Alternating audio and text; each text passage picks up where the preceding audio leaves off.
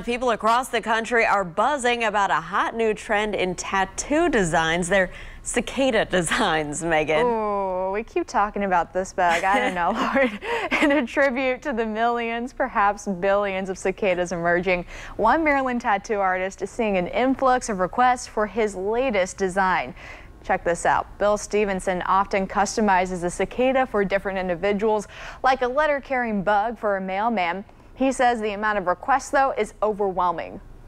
Blown away by it. A lot of people have done it, and so far this is going to be my 96th one. I think there's certainly like a spirit of a lot of people who live here getting it and being stoked about getting it. And anything that puts a positive spin on the town is, as good as far as I'm concerned.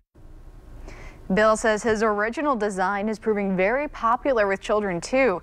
For those underage, though, he offers temporary tattoos and stickers instead.